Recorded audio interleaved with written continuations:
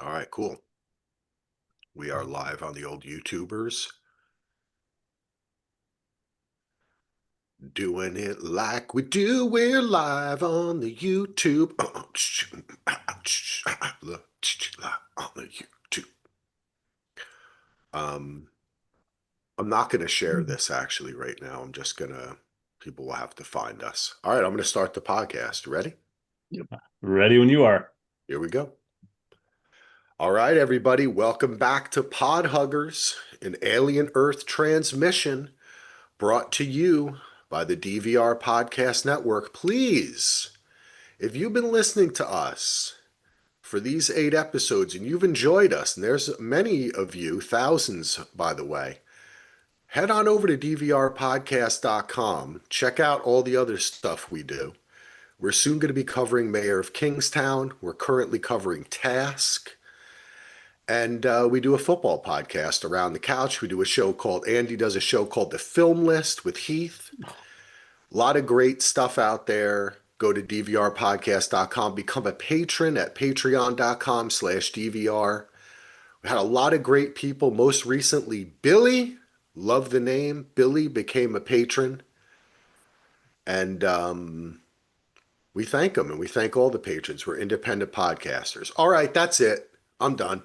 We're here to talk about the finale of Alien Earth, the season 1 finale of Alien Earth, entitled The Real Monsters, and we know who they are. Directed by Dana Gonzalez, who has directed a bunch of the episodes this season. Written by Noah Hawley, our showrunner and creator, as well as Magizi Pensanea, who is a individual, a person from Minnesota, and Yes. from Yes. Minnesota. Also, I said, interesting. I wanted to know more about this gentleman. Found out he was a co-executive producer of Reservation Dogs Mm. on FX. So part of the FX family. Mm-hmm. And I like that very much. I like to see Landgraf. Well, FX does that like HBO. They cast a lot the same shows, right? You see people pop up. They hire the directors Well, and writers. Noah Hawley, Timothy Yeah. Oliphant, they're all big FX shows. Yeah. Yep. Most definitely. Most definitely. All right. Well, that voice you hear is Andy. Andy, how are you doing? I'm great. I'm just hoping for an interesting fucking conversation tonight. So let's do this. Oh, God. Thank you. Thank you, boy Ando. And Yes. we have a special guest with us. He was supposed to be with us on episode 5 from Not in Portland, but we decided to record that before we went, which was a good choice, by the way. Yes, it But he was. is with us tonight for the finale. His name is Joe Bear. Joe, how are you doing? Good. It's Joe Hermit Bear tonight. Joe Tuning Herman. in from my vessel up here in space. Excited to talk about the show. Been following you guys all season, listening to your coverage, and appreciate it. So nice to jump in here at the end and wrap it up together. Nice. Yes, it definitely is. Well, we've reached the end of the season. This episode was, what, about 47 minutes, not the longest episode, not the shortest. We have, what should we do? Should we say what we liked I think about yeah, it I or think we didn't should do our like, or I think we should do our like initial reactions first and okay, then maybe dive into the feedback. I let's skipped do over it. that before, but yeah, I think that's a good idea. Let's let our guest begin. Joe Bear, how did you like the finale in terms of an episode as well as in terms of a season finale? Sure. Yeah, it's hard to talk about the finale without talking about the whole season experience. I did like the finale. I was pretty happy with it. I've enjoyed the show for the whole ride of it and kind of given it. I was thinking a lot about how my feelings about Noah Hawley's other show, particularly Fargo, might have influenced my enjoyment of the season or the kind of goodwill that I was giving to it. That maybe people who didn't enjoy it as much, maybe they weren't carrying that into it. Um, if you know what I mean. Like it is kind of interesting to have watched a bunch of seasons of Fargo and then see that same creator making something with a sci-fi costume on it. And like the way that thinking about the ensemble cast here and the way that all these different storylines come together. and how everybody sort of has a little bit of a crime or like a little bit of a secret or something that they're keeping from other people. It felt very much like Fargo or a season of Fargo, and just the sort of stylistic choices along the way. For me, I think even from the first episode, I felt pretty sold in the show with music and editing and the visuals, with the creature itself, all of that kind of with the opening glitchiness of it all and like the attention to detail of the world. So I was definitely sold in it on the beginning, and I think as it went along and we realized that how much of the show was going to be about the hybrids, um, and we did get a good amount of xenomorph and alien stuff going on. But I think even from the beginning from the first episode, you realize, oh, okay, if we're making a show about the world of Alien, we don't want to we can't spend the whole time with the monster, obviously. So what are the other big things of the alien world to talk about? And it is sort of like these hybrids, these cyborgs, that relationship to humanity. So that made a lot of sense. And I think this season finale, to come back to the original question, I think kind of I was getting a little bit worried, I guess, like three-quarters of the way through in terms of how they might wrap things up, or not necessarily worried, but it did feel like we get into situations where like fan theories or everyone's expectations for things start to get to a point where they can't possibly do all those things at once. So the show is going to have to pick one route and just go for it. And I thought that the route that they picked was good, and I liked that it wasn't exactly what I expected, which is kind of for me carries a lot more weight than a lot of other judgments I would put on the show. Like how much did it surprise me and satisfy me at the same time? And I felt like this did a good job of that. And I like the way that it set up another season for sure. I know we're not sure if we're getting that yet. So yeah, a long way around the saying I did like it. I'm sure we'll get into other stuff to talk about as we go on. Okay, you liked it, but you didn't love it, Joe Bear. You Well, weren't blown away.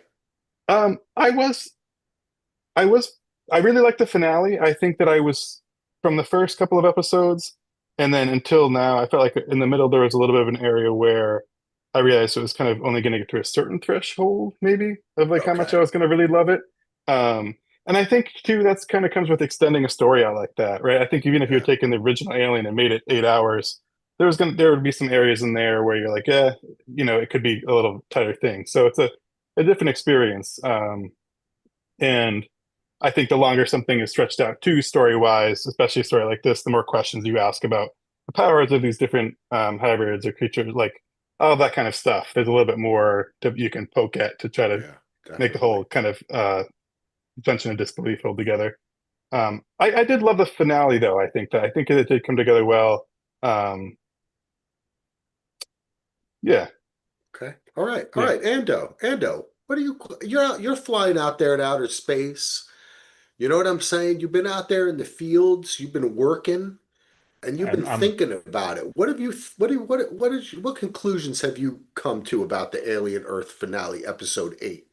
Well, the first thing I was going to say, because I didn't want to interrupt Joe, but I thought he made an interesting point about the cyborgs and all that stuff, and I think it would have been helpful because I there's a lot of people, the people that don't like this show really do not like this show, like vehemently are going after online. It's crazy. I mean, most of the people that I've seen are really liking it or listening to are really liking it, but the ones that don't like it really don't like it, and I think it's a case of not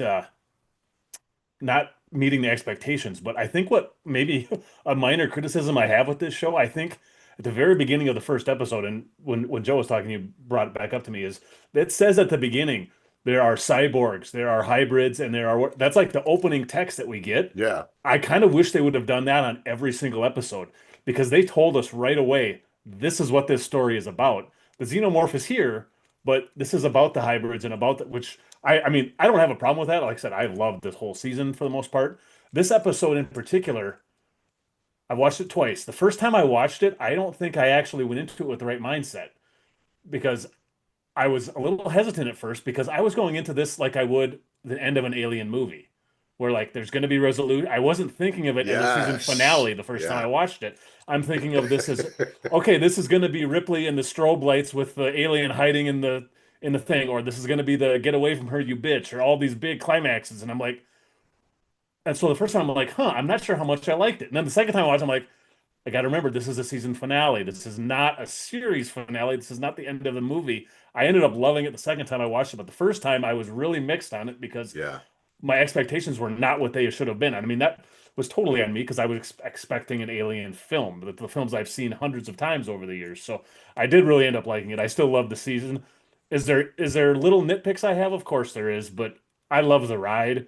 I love that they've brought so much back of what I loved specifically about the first two films. So yeah, I'm excited to talk about it. What did you All think, right, actually? cool. I had a similar experience to you, Ando. And I think I may have ended somewhere similar, though, to Joe Bear as well, which is initially my upon my first viewing, I love everything about this show, so I'm gonna love it no matter what. Look, I'm a sucker for hybrid, cyborg, alien ships, sci-fi shit. Whatever it is, if you throw it at me, I'm gonna eat that up, man. You know what I'm saying? Like, I love it. So I was this whole episode, I was like, "Ooh, cool stuff is happening." But I have to admit that it didn't feel like a huge finale where we got all these reveals. Oh, Kirsch was a double agent. The boy was really a cyborg. Blah, blah, blah. We got some kind of reveal rate, right? Which was, I think, maybe about the boy killing his dad and that Adam was perhaps acting as his father since he was 6 years old, which Yep. is something, which is kind of crazy, And you right? know what? We should give who is it the comment Bath Time that commented on a bunch of our episodes. He predicted like 4 or 5 episodes. He said Adam is definitely a synthetic. So Yeah. I have to give him some credit because that was one. But yeah, the reveal like really nobody really there wasn't any shocking deaths. If Right. anything, people Exactly. we thought were dead were revived from the dead. So yeah, it's I mean, we do have two, both Nibs and her name I actually found, which I didn't even know before. Her name was Siberian, which was the lady with the little baby red dreads. yeah We the red thought hair. she Yep. was dead from the last episode, but it turns out she was still alive and Nibs was still alive. They were just incapacitated. But anyway, my feeling is, long story short, love the episode.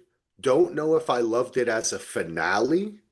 You know what I'm Yeah. saying? It almost felt like, and after I was reading an interview with Noah Hawley, and I just was bringing it up before we started, which is that the show has still not been given a second season. And one of the reasons why, folks, is because all of these streamers are very much in flux. So a lot of these shows don't know what the fuck they're doing. No matter what they are or how many people watch what they make, they're still not sure if the same company is going to own them the next time they turn around or want to make a show like this or put money into the Hulu or whatever. Anyway, but he kind of said, this is how he said at the end. Um, I think we've launched incredibly well. I'm certainly hoping that it's not a long nail biter of can we do this again. My hope is certainly in the next couple of months to get some kind of sign from them as to whether I should get another job or get back to work. So I kind of feel like the finale almost echoes that. Like it was almost daring them. It was like, I'm going to leave everything open for the Well, second one season. of the You he know? they talked to him on the official podcast this week, and one of the things he says is I'm paraphrasing, but it was something to the effect of I purposely left a lot of things open because I want a second season. Okay, there you go. And there was another thing, I didn't Yeah, listen to the that whole kind thing. of I just happened to see some clips, but on The Ringer, Joanna Robinson and Mallory interviewed Timothy Oliphant, and they asked him something about it, and he's like, "Well, I obviously can't tell, but they have checked on my scheduling availability." So yes. Well, they would I have done that. That's yeah. I think it's happening, That's but we'll see when I we get would to it. But I hope so and I would think so, but I'm just kind of saying that I kind of felt like that a little bit, whether or not, and I'm cool with that too, mind you. It doesn't bother me because like you, Andy, I have been saying this the whole time we've been podcasting this season, that I have to keep on reminding myself that there's going to be another season and things will continue and it doesn't have to end. mhm. So, all right, let's jump into a little Facebook. We could get a little chat going about the episode. Things happen, but let's go. Usually we do it at the end. I'm going to do it at the beginning on our Facebook, Daily DVR TV and Film Podcast. Emrot says, I enjoyed it. He said, "What do you think about it?" Well, we're telling you right now, buddy. Here you go. We're going to listen to it. Kelly says, "I actually have my first complaint. I didn't care for the opening shot on the beach. It looked like a person in costume crawling. I think the xenomorphs looked worse in this episode." Now, I don't want to, I'm just reading the first one. I don't want to have to start something negative. That has been a complaint about them being in the daylight too. Joe, have you had any problem with seeing the xenomorphs in the daylight? I Like think one Mike that has. Oh, sorry. yeah, to me the kind of thing about that makes this show that's like acceptable in the show is I feel like after the second Aliens movie, Aliens, and like the third one on, there's a lot of goofy alien stuff going on. Like this is not the first time that a xenomorph has kind of like looked a little bit goofy. I feel like the scary part of the xenomorph, like even into Aliens, like after that, isn't really there as much, right? The first one they use the darkness so much, that's the whole Yeah. scary part of it, and there's And silence and there's stillness. And like then a couple movies later, they're swimming underwater. Oh, did we lose Axel?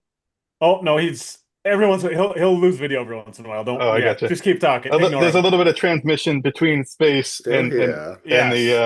home Yeah. base down there. He Yeah, he but you know went what I behind think. he went behind the moon for a few seconds. We're Yeah. back.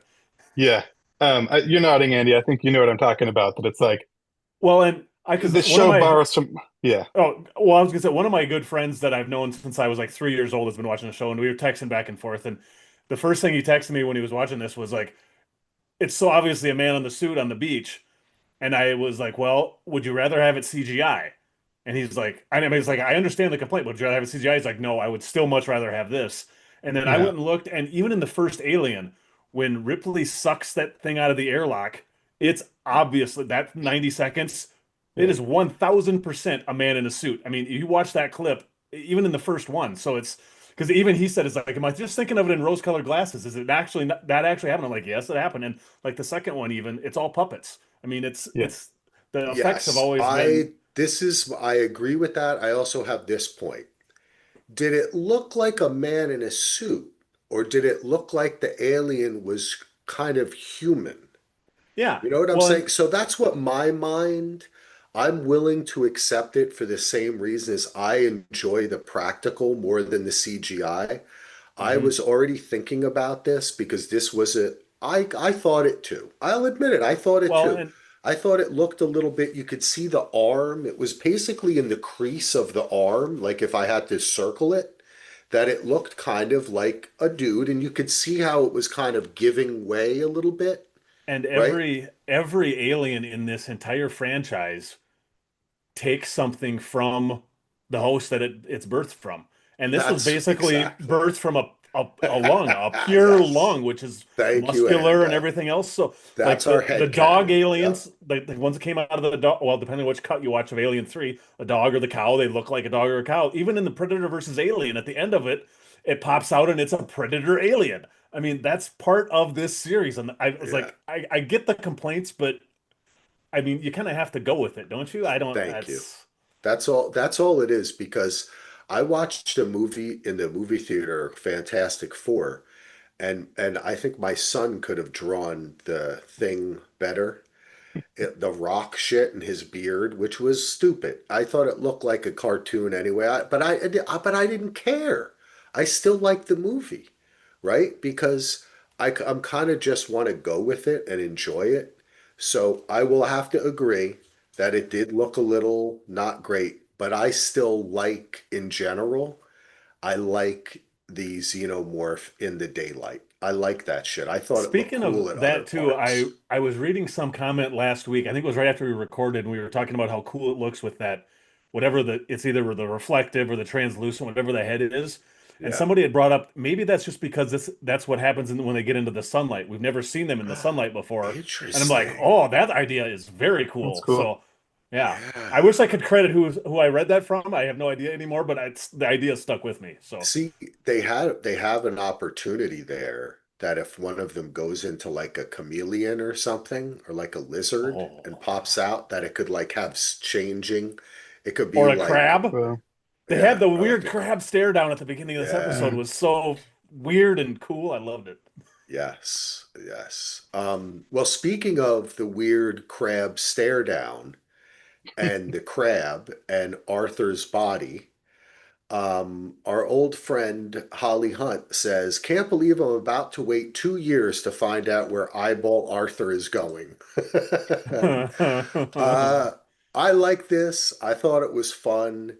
The whole journey of the eyeball trying to get into Joe, you know, um, the boy obsessing over it, the continued journey, and then going into him at the end, and then the body getting walking away. I thought was fun. Um, I kind of wanted our theory of the another eyeball to come up Well, at the end. I've got a different theory that's still somewhat based on some of those Okay. things we talked about. And I think I may have actually, without realizing it, inadvertently spoiled what was going to happen here because remember when I said that they had her hair just like the Bride of Frankenstein? Yeah, She is Mm. now the Bride of Frankenstein. that's true. You're I right, think that Andy. was they were telegraphing because I Yeah, was I going to like post, I that. never I did, but like like the that. screenshots that they film it in that episode, there's like Yeah. an identical shot in Bride of Frankenstein, which makes me think if there is another Teoculus or Ocellus around, it's going to go into Dame. And I wonder if that's when we saw in that episode 5 when he was in that other guy that did the weird vocalization and he knocked out the acting captain. If he was knocking her out to have another host body for his mate. I Ah, don't think we I ever like mentioned that as that. a possibility, but I think that could be in play now too. Because when What the was the guy that what? well no because the guy that vocalizes when he calls the xenomorph in right before that he Yeah. knocks out the other girl, the the and she because Yeah, no, she I know comes in, exactly what you're yeah talking yeah about. But what I'm thinking about is, the theory of that this one only goes into males, mm-hmm and the sheep was a male too, right? And maybe the cat was a male or so, and then yeah like the female one we haven't yet seen. But I like that for a season two. Am yeah I oh a yeah little, do I want more from it? Yeah, it left me wanting more. I do want more. We didn't see the end. Joe, what did yes you think about the eyeball and Arthur? Yeah, I liked how I think that like everybody here, there's a lot of theories about who it would go into. I think with even within this episode, the way that they have Moro with kind of one of his eyes half closed for the whole first half of it felt very much like there's a couple like really great kind of yes glorious shots of him like standing yeah there all beat up and like his eyes closed. You're like, oh man, he's totally getting the eye. And then I like that's not where it went, or like that the boy was gonna get the eye. for a split Like second I thought he was going to put it in himself for a split yeah, second there and I was like are you this cocky that you're I mean it wasn't very long but when he was having the conversation of the Yeah. I bet I'd have an yeah. interesting And there conversation with you. And I was there like, was a point, oh, Andy, there was a point when he says almost speaking to himself, like an mm-hmm, aside, he says, I can't put it in something so powerful. mm-hmm, Because I think he was Hmm. considering putting it in Wendy or one of the kids yep. because it would have been this super cool creature, like blending his technology with the eye and but he decided not to do it. But I otherwise, don't know if what?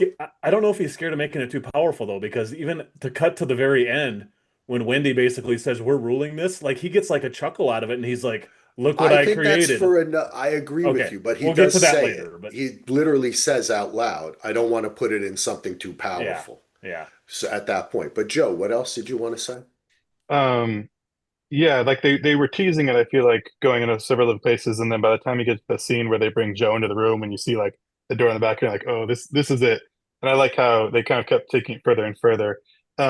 I think that like what was going to happen with the eye definitely felt like one of the strings that they were building up throughout the season. I'll say that my expectations for the finale were that things would not be resolved. I think because it such feels like such a big IP, and Yeah, because I felt like, oh, the show is gonna good. go on. Um, I was kind of expecting some big event to happen on the island, but I was expecting it still to stay there. I was not expecting everything to be resolved. I am surprised that more people didn't die in the finale, but I like where we ended up. Like, and if you think about it, now we're on a show where like it's a mysterious island show. There's a bunch of creatures running around. We got people in cages. It's a lost situation, and I'm ready for it. Also if they have all of those like Wayland Yutani ships coming in, it's like their island's closed off, but maybe they don't want to come on and get attacked by the aliens, but giving them kind of like this oasis where they can hang out as hybrids. And the Yeah. whole second season can be about them like being there and interacting with people and having these conversations with the humans It c- who are now in the cage. it could be anything, and that's what I thought was kind of cool is that what the finale did is that it may have not there may have not been some like huge reveal or whatever, or like they take over the world immediately through their internet powers or whatever. Which I like the way she kind of did that exposition to explain that. Oh, he's Yeah. on the network, so I can do it.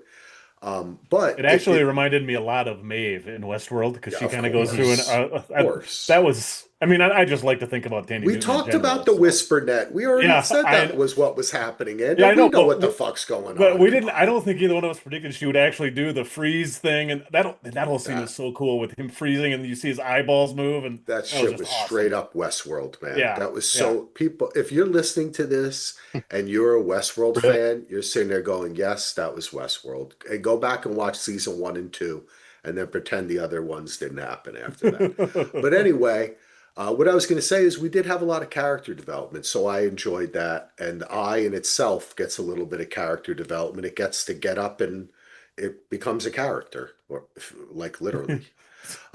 Laura, Zombie Arthur activated is what I yeah, have in my notes. there It's you go. Laura Maria says, I couldn't have predicted such an ending. I loved every minute. I have to say, I thought seeing the creature frantically running around the island um, was so. Oh, it says, it has a word here, bada, but I think that she wanted to explain what this means, but I didn't find it fake at all. So maybe this that's means, short. That's short for badass. She's got oh, 2 stars. badass. Oh, She didn't okay. want to. She didn't want to swear on the page. Axel. Listen, I'm from New Jersey, so I can't even understand when people are trying not to swear. It doesn't make fucking sense to me, right? It's like, what? I don't get it. Was so badass. I didn't find it fake at all. I was really glad Wendy and her brother are still on good terms, and the eyeball didn't get him. But who we did get, woohoo! Gonna love seeing how that goes, and if the eyeball is in fact a friend or foe. Great question. Hmm. I would think being in that particular body, it would become an asset to the gang. Where do they all go from here? All the bad guys rounded up in a cage and the island coming under attack? Will our anti heroes just sick the xenomorph on them? Or will the chaos help release the bad guys? This show was the most unexpected, wonderful surprise, and it went too fast.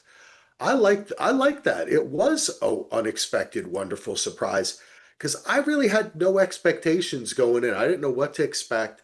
I thought it was very cool. A bunch of great points there.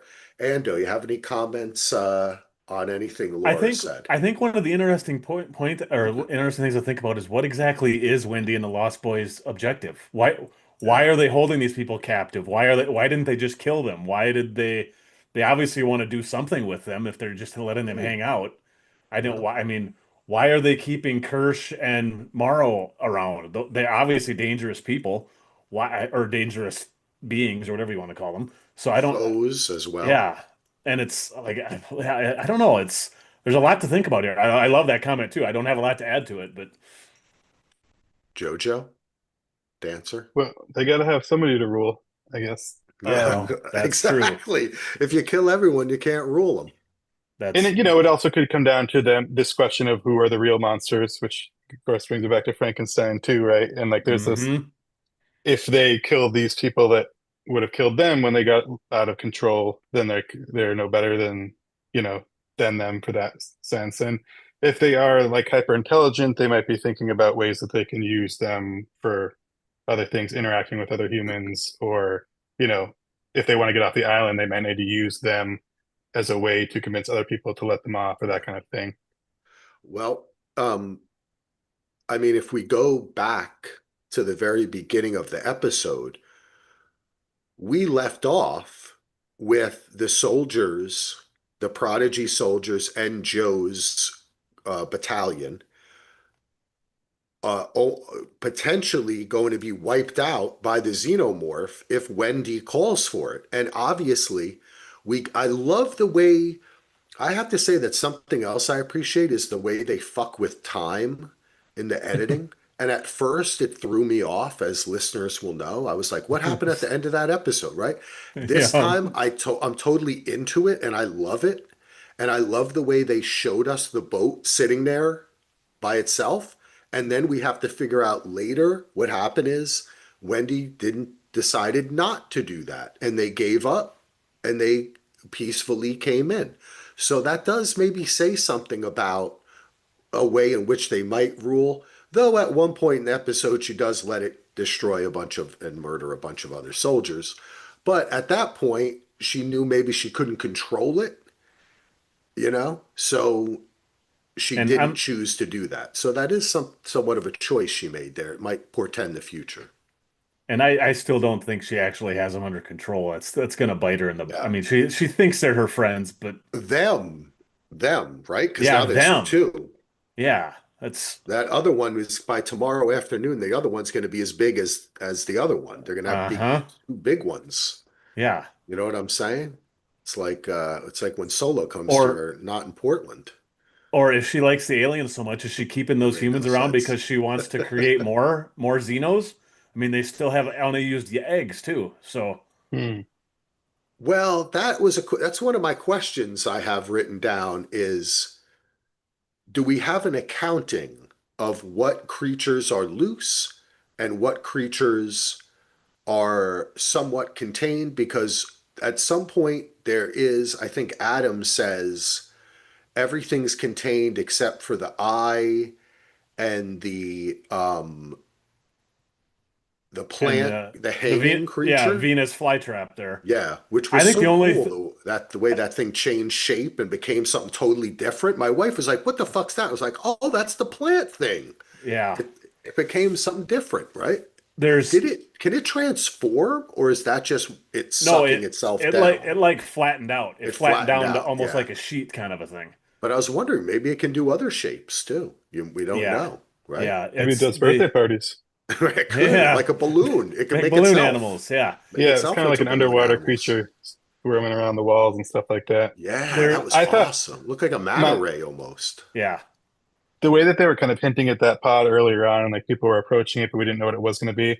I thought for sure that the episode was going to end with like all the action, everything else went, and then like there was kind of a post-credit scene, or the last scene would be like showing the lab and showing that creature kind of like taking over with like alien plants, just like bursting out of the lab and like taking over the Yeah, That would have island, and been it's gonna be like Alien Island next yeah. that would season. have And then been Ooh, Alien awesome. Island. Yes. I like that. It is There like it Alien. Oh, that's a great idea, though, Joe. they all Now have to that you try to think date her. about it, Yeah, is that becomes like Alien, like the whole island is cordoned off. yeah, You know what I'm Like saying? Jurassic Park. Yeah, yeah. just like Jurassic Park, and The but there is the some other thing I fan. do want to Oh say, yeah, go just ahead. I'm sorry, Andy, but No, just go to ahead. Go ahead. finish Go my ahead. thought, Yeah. the other thing is we have to remember that there are a bunch of flies that got away Hmm. as well. That's why I don't And think anything is really contained. So yeah, I think they don't know what's can. I think there's other The things out there. So the eggs, you're right, they could somehow get it, but I think they might be locked Yeah, downstairs. I think the egg. Well, we saw in the last episode, Kirsch locked those up. Yeah, He pressed the button and the door closed. But I think yeah. besides that, I think everything else is. I mean, maybe one of the flies is contained, maybe, but And who I think it's a free for all. And the and who ticks, we know those are knows? already running wild. oh right, Yeah, that's true. And who knows if one of those aliens couldn't lay an egg? We don't know. Yeah. The seen it. oh, I was gonna say there is some fun fan theories out there that the plant thing in the trailer for Predator Badlands, there's a Oh like a no way. very short clip of some type of plant animal I love it. attacking That's things, fun. and people are trying to say that that's the same thing because we Yeah, do know there's Weyland Yutani things yeah. in that preview, so I thought that was a I'm fun down. little I'm yeah. down with it. Um, Kimberly Ann says, "Yeah, I enjoyed it. I also enjoyed the evolution take. When so we ever oh what oh whenever we see the Xeno in daylight, I love it. It's like a little shop of horrors on steroids, and look who is in charge now. I love how Noah Hawley's brain is working with this franchise. Just my opinion. Well, Kimberly, I like your opinion. I agree. Yeah, I love the stuff in the daylight there. And you know what it also does is it has the effect of like we've talked about. The name of this show is Alien Earth, and we've been happy that the alien means all these other kind of aliens and humans and The hybrids cyborgs and and everything else. hybrids. Yeah. That makes us happy, Ando.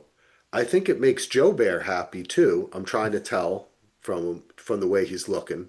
Okay, it makes Joe Bear happy too. But other people it doesn't make happy because they really wanted to see the xenomorph. They're like obsessed with that certain thing. Yep. So the seeing it in the daylight is almost a metaphor for it becoming less scary, less important. Yeah. And It demystifies it a little bit yeah, almost. So that's the thank you. There you go. yes. Demystifies it. That's exactly what it does, Ando. And I like that. For me, I like that because we've taken it as far as it can go, right? Like you can't get scarier to me than Alien or Aliens. So you got it already. Go somewhere different. Mhm. Yeah, And I think that.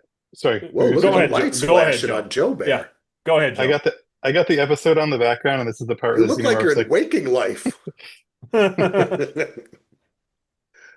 Whoa. um, the, um, I was gonna say, yeah. So I think like if I think about like 2 years ago when we were thinking about wondering what Alien Romulus was going to be like and what this show was going to be like, and whether they're for a while I wasn't even sure if those were two different things, and then we got more and more Mhm. information about them. And I'll say, like, I can remember some of the early talk about this Alien Earth show was some of the quotes were about him like really going after the technology of the original Alien 1 and 2, and that they weren't going to be too concerned with like following in canon of all the sequels, and that they were going to just kind of base it in that world. And Romulus did sort of a similar thing too, where it's like around that same time period, using the same kind of ship designs and all the stuff that people really love about that alien aesthetic.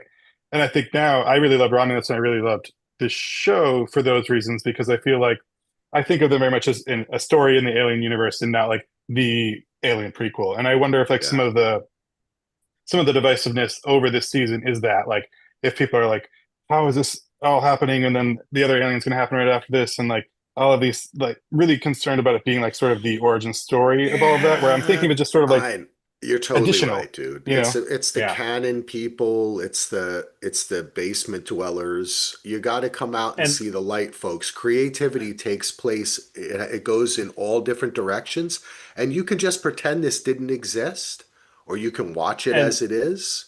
it's one thing if it's Star Wars, where the canon was for a long time was just six very definite movies.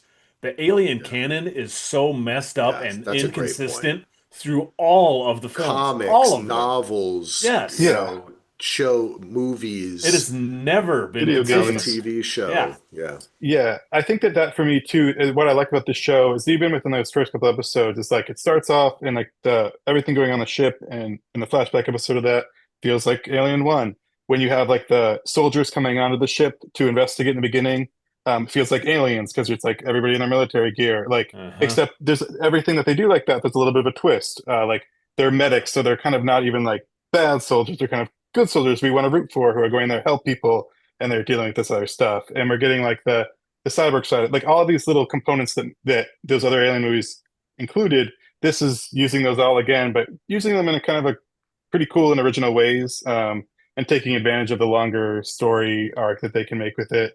And I do, like we were saying, it's been spread out in so many different ways. I remember for me, like a lot of the Sega Genesis Aliens game, like is something I think of right away when I think about Alien and like the world. And those are kind of like Oh, more yeah, about Hmm. dude, that was awesome. Oh man, you just gave me a the flashback in my texture and the mind. music and like the sort of all of that sort of it's not quite Move like cyberpunk, this. it's space. Am I moving?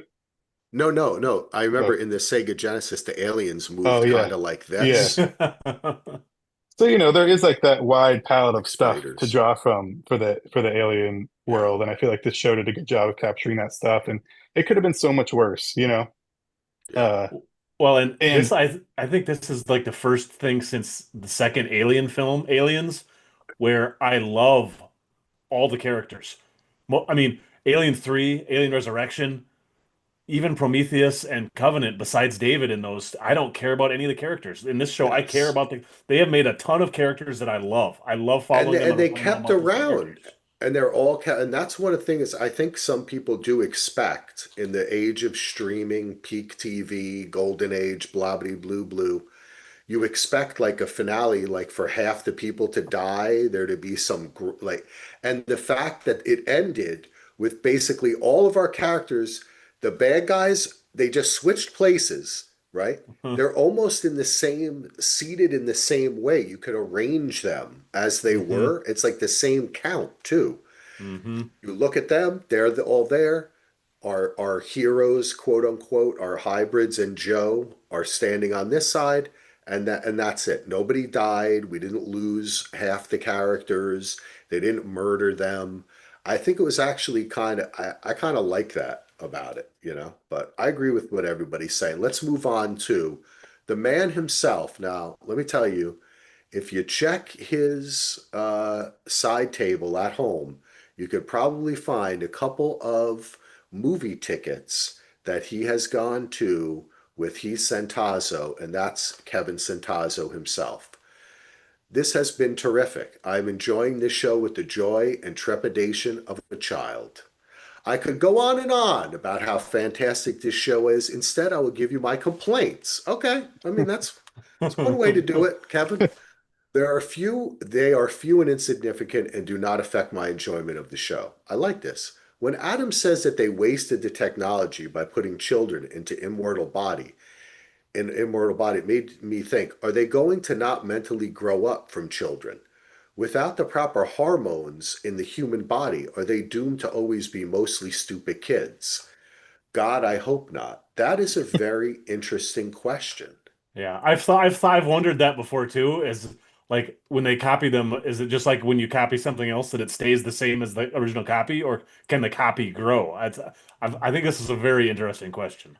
Well, we've seen Wendy grow with her powers, right? And so she's able, and that is a question of, you know what, Kevin, that's also a question of, do you think there was character development in our Lost Well, Boys? like they say that they're grown up and they're not, they're adults now, but they still are doing a lot of kiddie things. Like when Smee is also helping to take over doing the Neo Matrix thing or the Maeve thing, and they're doing the this elevator is going to blow up, and it's obviously him saying that. I didn't quite catch that the first time, but that's him because he does the countdown at the same. He cuts to Smee's saying 29, 28, Yeah, 27. This elevator is going to blow up. It's the self-destruct act. I'm like, why would that be there? I'm like, because it's him manipulating that. That's something a kid would say, and a kid would do that. And I'm really thinking that the kid, that's still the kid, and some of the things that she even says at the end, like I don't think they're really growing as much as they think they do. They sound like kids that think they know everything. And mhm. maybe I'm wrong at that, but I think that's an interesting question for the next seasons, I think. I think that the kids thing is genius for like a lot of reasons, but when it comes to this, I think, especially if we're looking at season two and you're exploring these kind of all-powerful hybrid beings, that having them be kids gives you room to like for them to learn and grow and question stuff. Whereas if they were adults, they might just be like sitting there in a chair being like, I know everything, just like there's nothing to watch or no drama to it if it's just like an adult who suddenly is like the most powerful being, and they're Hmm. just gonna like make choices based on logic and stuff like that. Whereas if they're kids, that can kind of be the whole thing. Is like they're all powerful, but they aren't all powerful because they don't have complete power over themselves. Right.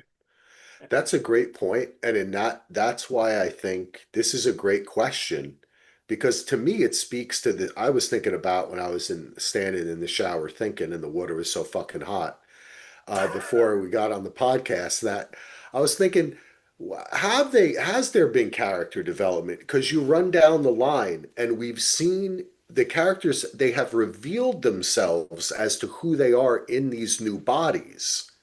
But it's almost as if this is a prequel to who these hybrids will become, right? Wendy in particular, because I still go back to the question of whether Wendy and her brother Joe are somehow, perhaps evolutionarily different as human beings than the other human beings are, right?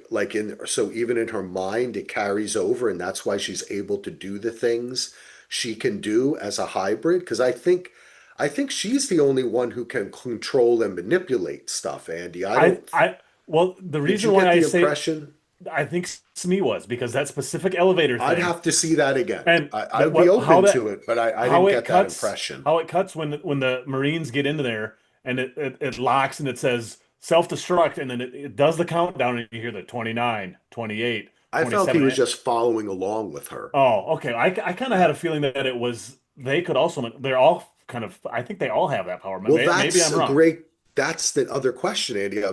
We're on this thinking the same thing. Do they have the potential to grow in that way like she does? But I have to say, it, Kevin, your question is open to the next season. We'll have to see. Are they going to Yeah, learn? because Is Slightly going to learn from his experience and what he did? Is Smee going to learn from his experience? Is Nibs going to be crazy again next season? Is she going to change it all? Is what's her name? The other girl, I can't remember her name right now. Curly Curly. Is Curly going to still have designs of being better than Wendy, right? and We don't know. I I guess I think like technologically they are going to be able to advance, but I don't know if mentally they will be, which could Yeah. be they might become even more dangerous there. Yeah. Talking about the kid thing, just because I popped into my head, there was another interesting line too, where I think it's when she's talking to Joe about why she likes the aliens and why she likes the Xenos because they tell the truth, Yeah. and that's exactly what kids do. Kids always tell the truth, and like at the end of this episode, they're calling Boy K and all these people out, the people that have been bullshitting the whole time. They call all of them out on their truth, and I think that's an interesting thing about like kids in general always just tell the truth, and making them kids means they're going to tell the truth. I don't know. I'm Well, I my thoughts a mean, little scattered here, but I like this but idea. Ando, let me ask you a question. You have two boys. Do they always tell the truth? Well, I shouldn't say tell the truth, but they don't bullshit. They're not old enough to bullshit yet. Where like when they see something, they will just flat out That's say it. true. They That's an won't hide it. aspect. They won't. It Truth wasn't is, the right yeah. word, but you know what I mean. No, I do, but that's why I even questioned it when she said it, because I think that, as Well, Kevin is making reference to and we're making reference to, may be a childish way of looking at children. and And and it's a childish way of looking at aliens because aliens aren't always telling the truth. Those Xenos are hiding in the shadows and yes, sneaking up on people all the freaking time. How is that just being honest? because, yeah. And let me tell you something. I don't. I mean, I guess it's of some value to know that something's going to murder and kill you, but I mean, past that, what are you going to do? Have tea with it? Well, there's All also right. that. Oh, I go ahead, thought Andy, you Joe. were going to mention that quote from Aliens where Ripley's talking about like which species is worse, Yeah, screwing over Yeah. a percentage or whatever that is, yeah. where she talks about like, At least they don't fuck Well, each other over for a percentage. yeah, Yes. and that another theme of the show with the boy going overrun and then his hybrids take over from him, his realization of that, the way Wendy develops her powers through this episode, where it comes on kind of slowly, where you know from the beginning when they're in that cage, you're like, wait a second, she let the xenomorph out. She's not locked in that cage. No. She's just kind of trying to figure out what's going on. They're just kind of taking the lay of the land and seeing hmm what's going on before they decide what they're going to do. And then they easily do it. And by the end of it, they've really And not had to part work of very me hard at all to get to that position.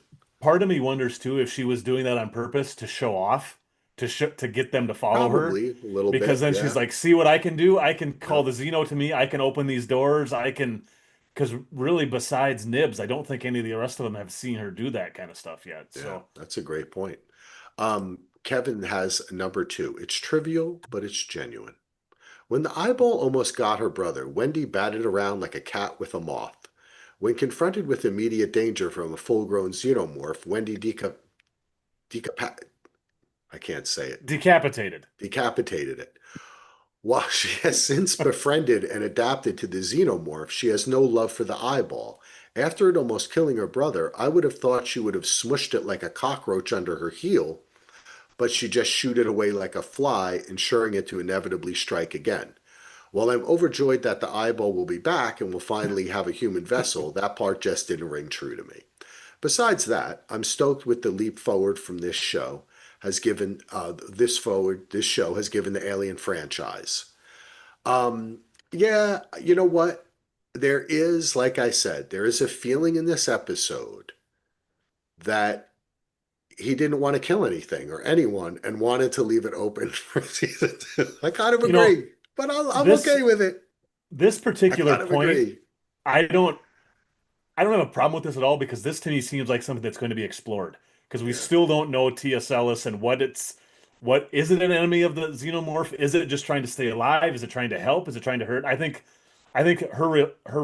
because she's friends with the Xeno, is that why she kicked it away? Because she does punt it across the room like Pat McAfee. Yeah. So I don't understand I think we'll get more into this in season two. I think we have to. So I'm okay with Yes, this. It's I am too. unexplained, but I'm fine with it. Me too. Joe, any comments on eyeballs and Wendy? Um, no, I think that's interesting. The idea that like she wouldn't kill it because she has a kinship with these other kind of creatures who didn't Yeah, ask to be there or to be asked to be experimented on, but just are I now in could this buy that situation, definitely. you know. Yeah, I could Um, definitely buy that. and I like that there is like a little something about each of the, when we were earlier when you were talking about like having all these other aliens in addition to the xenomorph. I feel like uh for a show that's exploring this many ideas, it's cool that each of the aliens has like something unique about it that can kind of like probe these other story elements. Like even the flies, like they're the ones who can would eat the synthetic materials, right? So like there's still Yeah, going to be a threat to them in the next season, and like we'll learn more about these different aliens, who are all kind of like just as ruthless as the xenomorph, but maybe in a different way. Like the yeah. xenomorph that chokes you and like he's born out of you, but like these other things can, they kind of each attack a different fear, which is cool. I I love how everything seems to have a trump card that can beat it.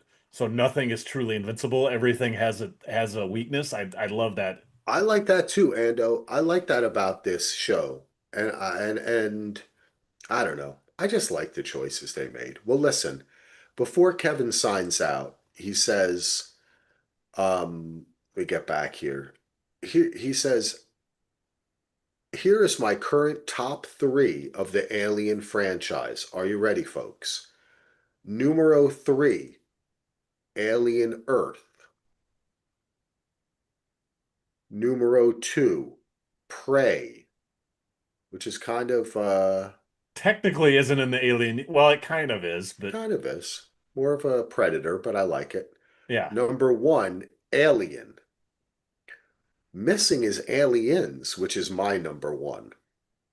Hmm. Aliens will always be my number one. What's your number one, Joe?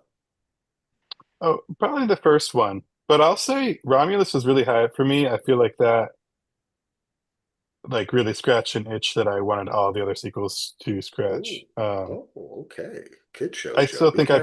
I'd probably be one, two, Romulus, maybe Alien Earth, and then three. Every I every I like I don't want to cut off Andy's ranking. Oh, no, Um, I'll wait for you to finish. but I love this. to me, the one of the things that keeps me from like loving a lot of these movies is just like, and I don't know why it just happens all the time, but like the first encounter with the eggs and people are making the stupidest decisions anybody's ever made. Like that's Prometheus and Covenant. I love them, but the fact like their egg encounter in that movie when he's just like being a total doofus and gets attacked by the egg, and then in Covenant when like they're sniffing the alien flowers or whatever, and like the spores are going, you know what I'm talking about? Like, Yeah, which is why this works better for me because like having the kids making stupid decisions is like part of the story, and it makes sense that people are going to make these sort of bad decisions. But those like really annoying human moments in the alien movies where they're not using any sense at all is what drags a lot of them down. And I feel like this kind of almost made fun of that by cleverly using this kid Well, device to and get around I it. th I think the other thing I think they even addressed that in this by talking like having the corporation stuff because I think at least the way they're talking about here, they're having a hard time finding people to go on this thing. They're not actually wait, I think Hmm, like in Prometheus, everyone assumes they're getting the best scientists in the world, but I don't think the best scientists in the world want to go on these things. I think they're totally. getting the people that aren't the I don't know, lowest common denominator, whatever you want to call it. So my ranking actually is very similar to yours, Joe. My for one and two, it actually is whichever one I've watched last. So if I watch Aliens, that'll be my number one. If I watch Alien, that'll be my number one. I mean, they flip flop all the time. I love them both equally. And number three and four, it's between this and Romulus. I also loved Romulus, and like when you said it scratched an itch for you, it's scratched an itch for me too. I loved it. I think it's great, and I think everything else is a distant. Those are my top four, and everything else kind of I enjoy it. I enjoy them all to some degree, but I don't know what Prometheus is probably my next favorite just because it looks so amazing, and even though there is issues, I Mhm. love a lot of that film. So, and after that, it's a little bit harder. Aliens 3, I'm not a big fan of. Just I just have issues with some of the story in that one. So, Um, but we can talk about that at a different time. Yeah. yeah, yeah. Well, there is talk of us maybe talking about some of the movies or something in the meantime, in the off season. We'll see how it goes. Yes. If you're interested in hearing us talk about it, email me at dvrpodcast@gmail.com. Now, I have a little question for you all. Is it possible? I have some little questions and notes. Maybe we'll just kind of go back and forth, go a little round robin. I know Ando has some notes too. One thought I had is it possible, you know, Wendy says we're going to rule, but these kids might not all agree with each other. And is it possible that some of them may want to go try to find their parents and their families? And that might be more important to them because they have all seemed to return to their original names, right? They've all forsaken the whole Peter Pan vibe is away. I don't think we're going to see that in season two, right? Like he's been exposed Curly and did all that. not. Curly picked Jane, which Wendy says earlier that in the book Peter Pan, when when Peter gets mad at Wendy, he abducts her daughter named Jane. Oh, well, see, it just But serves her. She has to do something like that, right? the rest of them are, yeah, reverting back to their old names. Yeah. So So, but, it makes sense. I don't know. Just wanted to bring that up, that they may kind of go their own way. And as far as for the timeline, like, we're 2 years from Alien here. You never know what could have been around on Earth, or, you know what I'm saying? Like they could exist. and I had another thought, like, I've been saying the whole season that I think the end of this series is going to end them nuking this from orbit. But I had another thought, especially with the way the corporate stuff is going here. What if it just ends up that, like, this place is being overrun, and what if Weyland Yutani just buys them out and it's a corporate merger, and that's why it gets covered up and we never hear anything about it? That's what it seems like it's going in that direction, Ando, right? Like they're the Well, dominant one. Yeah. I think the only thing about that is like in the Alien movie, right, Weyland Yutani is trying to get a hold of these creatures. So if they already have them, Well, why would they sacrifice their ship? I think it'll still be destroyed, or somehow the evidence will be destroyed, but as to why we don't see anything about Prodigy or anything like that, yeah, I don't know. Yeah, It's just a I random thought, not fully formed. yeah, because my thought was like when this started, like the story started taking shape, was that it would end, the series would end with Weyland Yutani needing to find something that could combat the xenomorph by getting their own, and so that's why they sort of sabotage their own ship to get the creatures back to Hmm. Earth because they need to Yeah, compete there with the could other be, companies, yeah, right? there could be so many different reasons though, right? Like they Yeah. really Yeah, wanted the eggs, they blah blah blah blah. They wanted a different one. Someone else Or took it. it's even I mean, granted it's not my favorite of the films, but in Alien Resurrection there's a line, I think Ron Perlman says it, Earth's a shithole. I mean, maybe Earth gets overrun by these the ticks or the whatever it Yeah, is and hmm. just becomes completely uninhabitable. I mean, there's still a interesting. long ways. Not that I think they're going to bring Alien Resurrection into this, but you never know. Noah Hawley's Um, done Stranger Things, not the show, but his narratives. well, I'm looking forward to that coming back. Ando, any question or comment or thing you wanted to throw out? Um, Not yet. Let me Okay. look a little bit here. Morrow, we don't get much more of a kind of character development or with him. We know he's alive. He gets his face beaten up. None of the kind of ideas we may have had about him and Kirsch working together or that fight was fucking awesome. It was kind of cool the way that's the first place he goes. He's like, I'm just gonna go fight with that motherfucker. And you know what? No one should go in a gunfight with Timothy Oliphant. He's a Yeah. gunslinger from way back. I So know. But the whole thing was awesome. And even with his back broken, he's like grabbing yes. him. And it was just the way it turned out. And, and then he's like, tie him up. They both get tied up. Is is it weird that in the second season I want to see like a Step Brothers scene where they just go, "Did we just become best friends?" And then we Yeah, have that's, Kirsch and Morrow together teaming up in like a buddy cop type of situation. I want to see it. yeah, but that whole scene, I know that's worth mentioning. But again, we did not get, I mean, we have his motivation, but we didn't get any more of his relationship with Yutani or any, We just got him trying to complete his mission, and now he ends up with them in the end. Okay, so I have a question because I've seen a lot of talk about this. What are your guys' feelings on the fact that it's basically a girl and her dog? She basically, I mean, it's even acting like a guard dog for her. What do you guys feel? What do you guys think about that? Because that's very different from any Xeno things we've ever seen before. That they can be reckoned with, reasoned with, or You like mean with Wendy and the with xenomorphs Wendy at and the the Xeno. end? Because, Yeah, well, no, the whole time, even like yeah, when they go to find Boy K, and the Xeno finds him, and she basically has the Xeno heel at her feet. And it's yeah. like it's act very much like a guard. What do you guys think about? I don't personally don't have a problem with it, but I've seen a lot of people be like, "Oh, she could control Xenos, and why is this? This isn't this Xeno's never done this." Or I mean, do you guys have any thoughts on the Xeno and her basically being her pet? No, I thought it was cool. We've seen Okay, that. We watched the whole season. We yeah, know what I happened. She was communicating with it.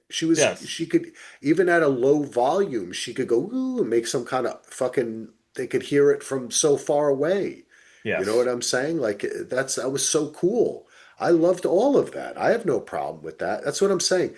I understand that people had in mind what this perfect organism was, and yeah, this show fucked with it and changed it. I personally like it.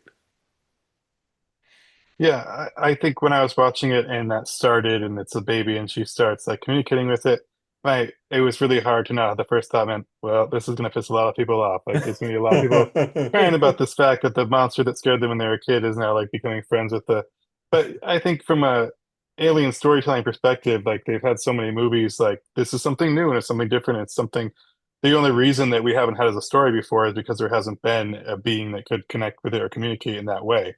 So like this hmm whole story is about that. It's not that that's unrealistic that it would happen. It's that this is the story they're telling, and so I'm along for the ride for whatever story they want to tell, and I'll decide how it was at the end of it, and not the second something I haven't seen before it comes on screen. I don't think that's what we're yeah. crying about. Yeah, That's well put. I like that. Joe, I don't ever understand when people say that. Like we've never seen it before. What I'm gonna blow everyone's mind. You're seeing it now. Yeah, Oh, you You're know what? looking at it now. You have to, do you not want to accept reality? Or do you want to, if you don't want to accept reality, that's your opinion. You can do We do that. have a couple of comments in the YouTube. First of Well, I all, is know. Oh, from our good friend Brett Fuller. It says yeah. Joe Bear is the Oh, man. I agree. smart man. Brett has not even watched the series, and he just comments to say how much he loves Joe Bear. So, and then He's a got a great second one mind. from second one is from Ms. Honey.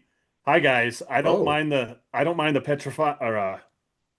uh, pedifying of the Xenos since we have been seeing the same Xeno scare tactics for decades, and I was ready for a change. thank So, you. There you go. yes. Nice. I thought you said pedofying Well, of it, and I was like, wait a second. Did we watch it? Did you watch a different show? Because I obviously, oh, pedifying, pet, like, I know, I get yeah, it. I okay. know. I didn't read it very right. I was making I've, a play on the pedo. Get yeah, it? I obviously need to get my glasses checked because That's I'm having a okay. hard time It's reading okay. the small print. So yes, great comment, Miss Honey. I love it. Yeah, I totally agree with that. All right. What else I had? Dame is still alive, and as Andy said, will she run into her hubby? Could get that. Oh, that for sure Um, is. by the way, it was discovered by many people this week on the internet that Adam is played by a gentleman who was in fact on The Young Ones, the British show. Well, that's why when Bath Time said something about it, I think he's from the UK because he had said he had seen him on some other show and he had said there's no way he's not a Yeah. synthetic because he's well known for his freakouts or something. Miss Well, I Honey like says she that. made that word up, so that's funny. Well done. Oh, well, I like it. I like it. Um, all right, I have a question. Did you agree with me? And what did you think of the whole backstory of Boy Cavalier murdering his father when he was 6 years old and building a hybrid? And And does it also mean that he created all hybrids? Like he's the creator of hybrids?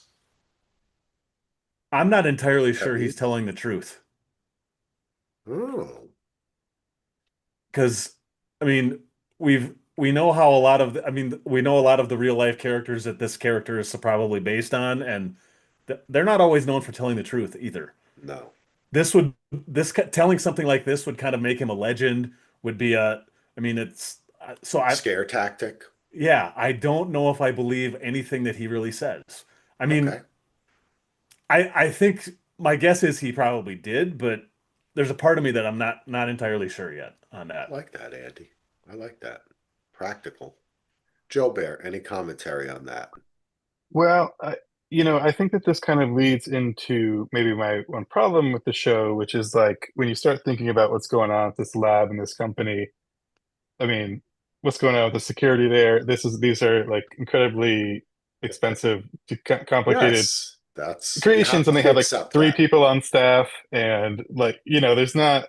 Uh, but for the show to work, they have to have that happening. But like they have all these like hybrids roaming around, and like two people in the lab, and like one other security guy, and like these other soldiers who are just waiting off screen for something to happen. All that kind of stuff. So kind of ties into me to like how did he make them all? Like what were his resources for making it? He has a lot of money, but like what were the steps along the way to get to these particular hybrids? And the one that he made couldn't have been that long ago, like 10 years, 15 years or something like that. Yeah. Um, was it do we think that Adam is that cyborg he's talking about, or I don't hybrid know. that It he's could have talking been about? Kirsch too. It could have Yeah, been, I'm just assuming it could have been some one we've never seen.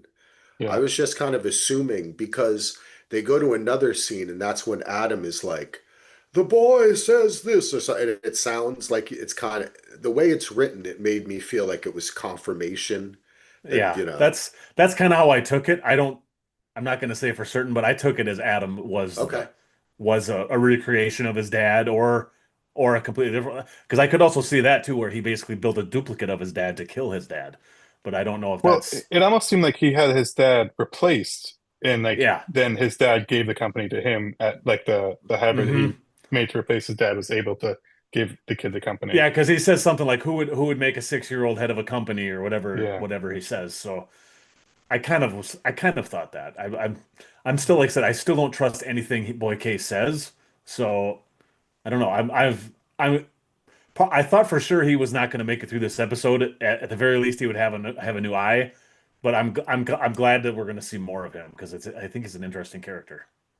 Mhm. Um, One thing I wanted to kind of ask is we did spend a lot of time talking about Kirsch and why he was hiding stuff from Boy K so much. Was he possibly a mole? Did he have some sort of prior relationship with Murrow?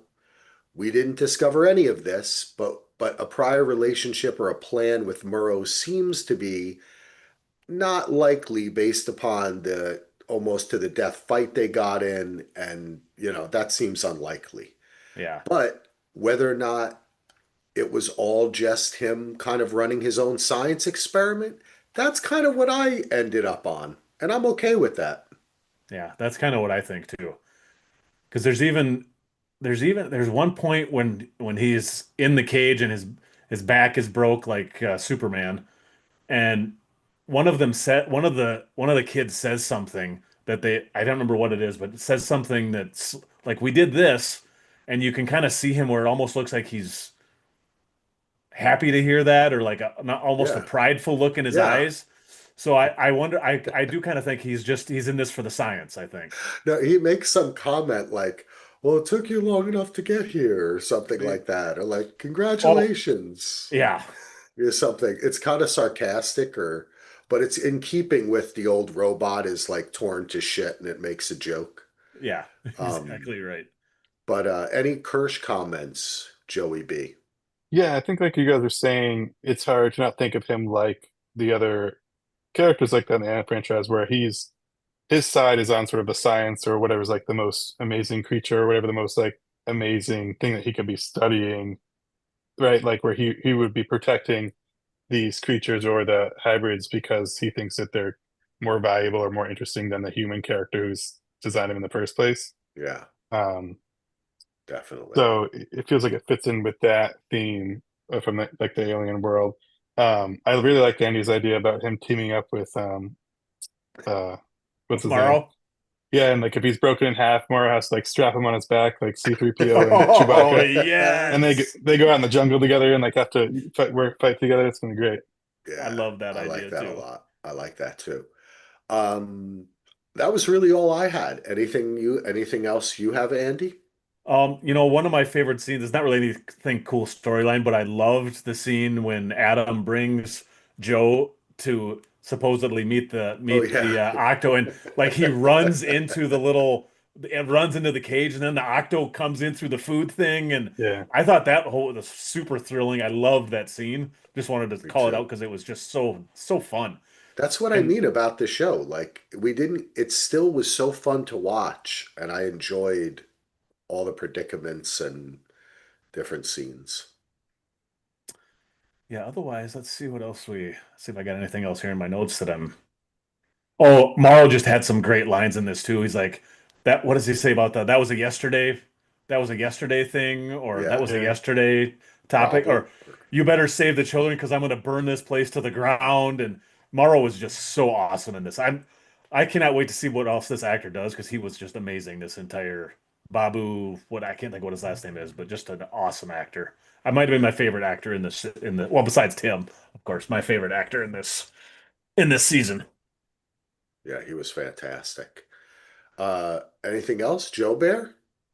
No, I don't think I have anything else to add too much. The only other thing I have here in my notes is the cages really remind me of Planet of the Apes. So Yes. that's where I was at. It also reminded me a lot of Avengers with Loki. This Mm, kill cage wasn't built for me. It reminds me of Hannibal Lecter's cage and Silence of the Lambs. It's just yeah. tons of great memories it was giving me. But you're right, It Planet gave of me, the it had a little kind of lost-ish vibes too, maybe a little geodesic.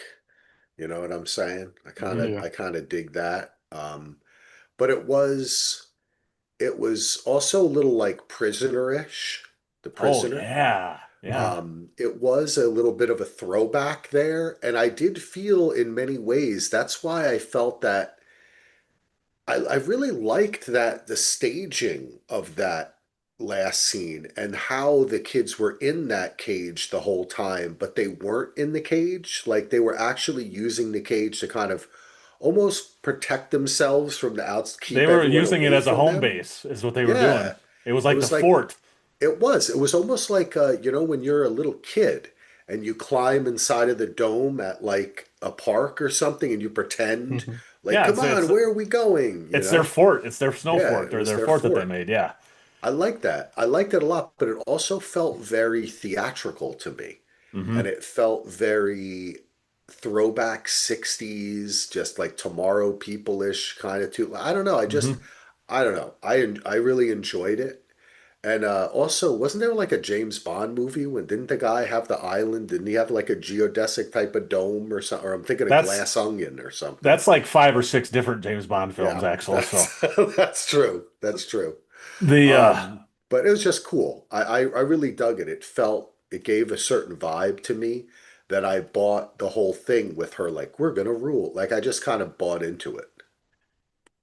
this is kind of skipping around, but I was just going back through my notes and I thought that some other things that Morrow said I think was interesting. It kind of cleared up some of the stuff about his character, I thought, but it was the first thing he said was that's a yesterday conversation. But then when he's talking to Joe and he says, "How's the long? It feels good, doesn't it?" I mean, we get more of that Morrow wants to become a synth or become a hybrid or something.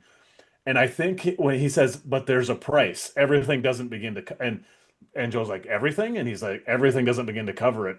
I think that's confirmation as to why he went and left his daughter because he had to pay for that stupid arm of his, and the company said you have to do that. I'm guessing he did not have a choice, and that's why he had to go on this mission. Interesting.